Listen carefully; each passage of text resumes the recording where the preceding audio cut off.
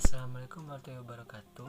Perkenalkan, nama saya Muhammad Imron Rajab dari Fakultas Tarbiyah, Prodi Pendidikan Agama Islam semester 4B dengan nomor NPM 19033612 akan menjelaskan dan memaparkan seputar materi dan hasil jawaban ujian akhir semester dengan mata kuliah materi dan desain pembelajaran sejarah kebudayaan Islam.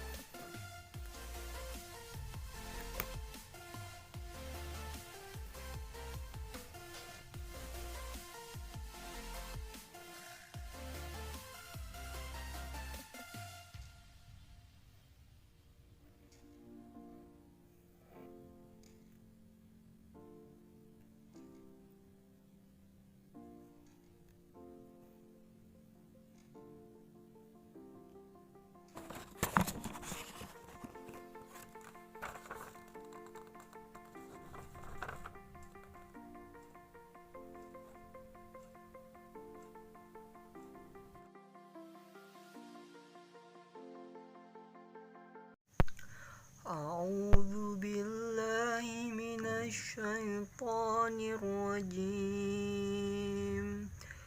بسم الله الرحمن الرحيم الحمد لله رب العالمين الرحمن الرحيم مالك يوم الدين إياك نعبد وإياك نستعين اهدنا الصراط المستقيم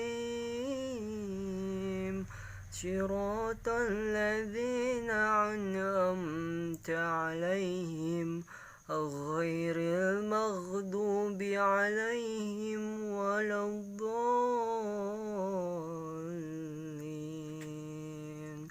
صدق الله العظيم. Isi kandungan surah Al-Fatihah ayat ke-7 yaitu jalan orang-orang yang telah Engkau beri nikmat kepadanya, bukan jalan mereka yang dimurkai dan bukan pula jalan mereka yang sesat.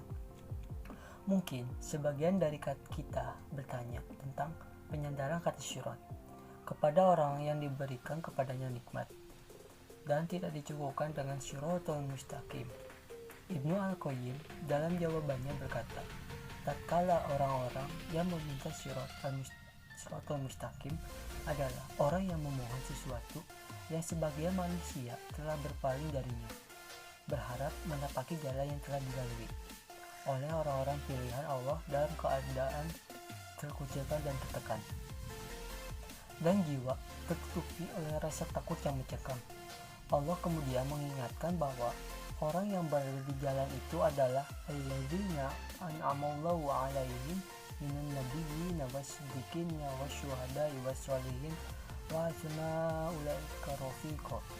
Maka disandarkanlah kata syirat kepada orang-orang yang menempuh jalan itu, dan mereka adalah orang-orang Allah karuniakan kepada mereka kenikmatan, agar hilang dari diri orang-orang yang memohon hidayah dan menempuh syirat rasa takut dalam kesendiriannya dari orang-orang yang sekitarnya, dan agar mereka mengetahui bahwa sahabat-sahabatnya yang berada di jalan itu adalah mereka yang dikaruniakan Allah oleh Allah kenikmatan yang agung, sehingga mereka tidak lagi terpengaruh dengan pelanggaran orang-orang yang melenceng, dan pada hakikatnya mereka tidaklah memiliki kekuatan kecuali hanyalah sedikit, meskipun jumlah mereka yang banyak. Sebagaimana yang dikatakan oleh ulama terdahulu, hendaklah engkau menempuh jalan kebenaran Jangan engkau berkecil hati dengan sedikitnya orang yang mengikuti jalan kebenaran tersebut.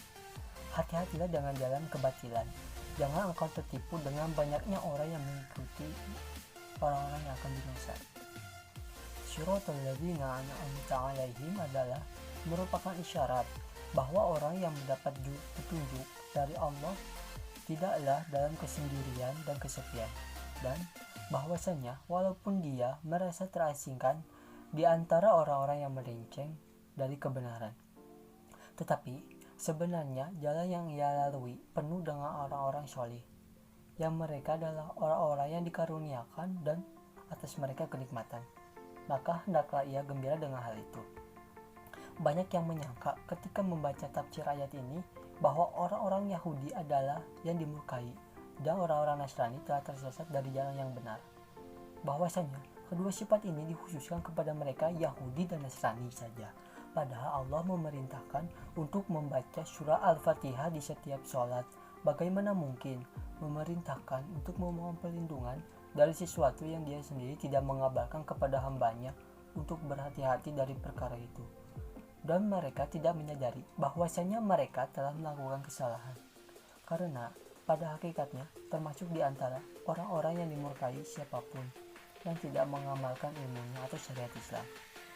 Dan termasuk di antara orang-orang yang tersesat siapa yang mengamalkan sesuatu tanpa ilmu yang benar. Pada lafaz al-amta, beberapa fawaid memberikan penjelasan bahwa hidayah yang membawa seseorang kepada jalan yang lurus adalah di antara nikmat Allah yang paling agung. Bahwa hidayah bukanlah dengan amalan seorang hamba, tetapi merupakan nikmat yang datang bukan dari amalan itu yang diberikan kepadanya. Bahwa satu-satunya yang memberi hidayah adalah Allah, dan ada adab atas nikmat itu yang dihaturkan kepada sang pemberi hidayah. Di antara sebab keluarnya seseorang dari syiratal mustaqim adalah kejahilan dan kerasnya hati. Adapun orang-orang keluar karena kerasnya hati mereka adalah orang-orang yang dimurkai oleh Allah yang dikepalai oleh orang-orang Yahudi. Sedangkan orang yang keluar karena kebodohan mereka adalah mereka yang tidak mengetahui kebenaran, yang diketuai oleh orang-orang Nasrani. Dan inilah keadaan mereka orang-orang Nasrani sebelum hari kebangkitan. Adapun setelah hari kebangkitan, mereka telah mengetahui kebenaran itu dan mereka melanggarnya. Maka pada saat itu kedudukan mereka sama seperti orang-orang Yahudi. Dan setiap hari mereka mendapat murka dari Allah. Setiap hari kita selalu mengulurkan tangan untuk mengangkat sumpah kepada Allah dengan iyyaka na'budu wa iyyaka nasta'in. Dan ini berarti hidup kita berjalan di antara alhamdulillah sampai amin. Mesti ada kesetiaan dengan janji dari hati yang bahagia tatkala mendengarkan Ar-Rahmanir Rahim dan berdiri mengagungkan dengan Maliki Yaumiddin, dan dengan perasaan hina di hadapannya mengharap ihdinas syiratal mustaqim, serta khawatir akan termasuk di antara al-maghdubi alaihim waladdallin. Itulah ikrar yang paling agung dalam surat yang paling agung ini. Maka apakah hati kita telah konsisten dengan ikrar itu? Kembali lagi kepada hati masing-masing. Di antara perkara yang agung yang mesti diperhatikan oleh orang-orang yang meremehkan perkara penyerupaan diri terhadap orang-orang kafir adalah tadabbur surat Al-Fatihah. Karena sesungguhnya surat ini akan mengangkat perkara itu dari akarnya.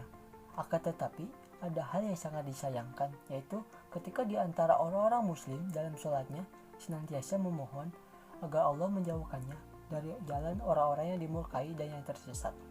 Lalu kemudian mereka berbuat hal yang menyerupai perbuatan mereka.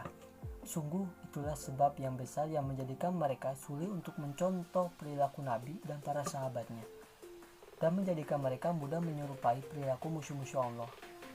Banyak disebutkan pada surat tertentu dalam Al-Quran suatu perkara dengan penjelasan yang abstrak, kemudian dijelaskan terperinci pada surat-surat setelahnya. Contohnya dalam surah Al-Fatihah disebutkan orang-orang yang dimurkai dan tersesat, dan penjelasannya yang lebih luas disebutkan di surah Al-Baqarah dan Al-Imran, juga dalam surah Al-An'am dan Al-Furqan. Dan Yasin disebutkan generasi-generasi pembangkang. Kemudian perinciannya dijelaskan pada surat-surat setelahnya seperti Al-A'raf, Asy-Syu'ara, dan Asy-Saffat.